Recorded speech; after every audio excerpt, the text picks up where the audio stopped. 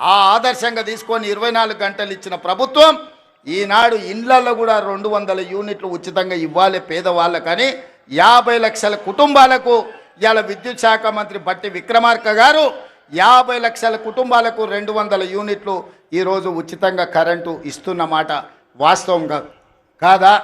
ఇవాళ ఆడబిడ్డలకు 1200 రూపాయల సిలిండర్ అయింది. రూపాయి జమ చేసి మా అక్కలు జమ చేసుకుంటే మోడీ వచ్చి ఎత్తుకపోతున్నాడు. మోడీ ఎత్తుకపోతున్నాడు, ఎట్లా ఆదుకోవాలని ఆలోచన చేస్తే సోనియమ్మ చెప్పింది 500కే నువ్వు ఇయ్యని.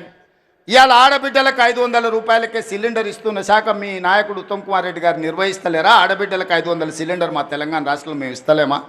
రాజీవ్ ఆరోగ్యశ్రీ ఆనాడు మేము 2 లక్షల రూపాయలతో మొదలు పెడితే చంద్రశేఖరరావు గారు వచ్చి దాన్ని నిర్వీర్యం చేసి మనం వచ్చినాక మొదటి 2 రోజులే డిసెంబర్ 9 నాడు 7 అధికారం చేపడితే 9 నాడే 10 లక్షల రూపాయలు రాజీవ్ ఆరోగ్యశ్రీ పథకాన్ని పెంచి పేదవాళ్ళ కార్పొరేట్ వైద్యాన్ని అందించి ఇవాళ పేదవాడిని కుటుంబ సభ్యులుగా భావించి అపోలో యశోద ఎక్కడికి వెళ్ళిన 10 లక్షల రూపాయలతోని మీ కుటుంబాలకు ఇవాళ ఉచిత వైద్యాన్ని అందించింది మన ప్రభుత్వం కాదా?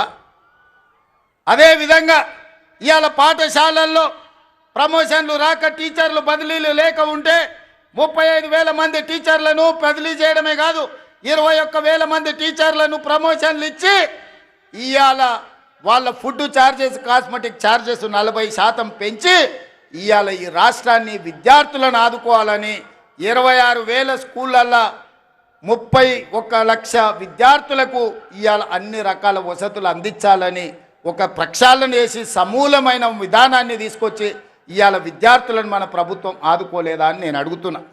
ఇవాళ ఇవన్నీ విద్యార్థులే కాదు, ఈరోజు హోంగార్డ్స్ కానీ పోలీసులు కానీ వాళ్ళ సమస్యలను పరిష్కరించి ఆత్మగౌరవంతో బ్రతికే విధంగా పోలీసులకు స్వేచ్ఛనిచ్చింది మన ప్రభుత్వం కాదా? ఇవాళ అందుకే మన ప్రభుత్వం వచ్చిన తర్వాత మనం పనిలో మునిగిపోయినాం, ప్రచారం చేసుకోలేదు. మీరేమో అన్నలు వెంకన్న మంత్రి అయిండు, రేవంత్ అన్న ముఖ్యమంత్రి అయింది, మన పని అయిపోయిందని మీరు కూడా దావతులు అక్కడ ఇక్కడ చుట్టాలు ఇళ్ళ పొడితే తిరుగుతున్నారు పెళ్ళిళ్ళు పేరంటాలని. మేమేమో రోజుకు 18 గంటలు పని చేసుకుంటున్నాం. అవతలోడు పెళ్లి పని మీద ఉన్నాడంట, అటు ఇటు దావతుల మీద తిరిగేటోడు దావతుల మీద తిరిగిన వాళ్ళు ఇవాళ సోషల్ మీడియాలో అడ్డగోలుగా ఏది పడితే అది ప్రచారం చేస్తారు. వాటిని తిప్పి కొట్టక మనం వెనుకబడ్డట్టు అనిపించింది. అందుకే ఇవాళ కార్యకర్తలు నేను అడుగుతున్నా, ఈ తెచ్చిన ప్రభుత్వాన్ని నిలబెట్టుకున్న బాధ్యత మనం చేస్తున్న పనులు చెయ్యని మనం చెప్పం. కేసీఆర్లకు దళితుని ముఖ్యమంత్రి చేస్తామనో దళితులకు 3 ఎకరాల భూమి ఇస్తామనో ఇట్లాంటి హామీలు మనం ఇయ్యలేదు, ఇయ్యం. ఇవాళ మనం చెప్పిన ప్రతి పని మనం చేస్తున్నాం.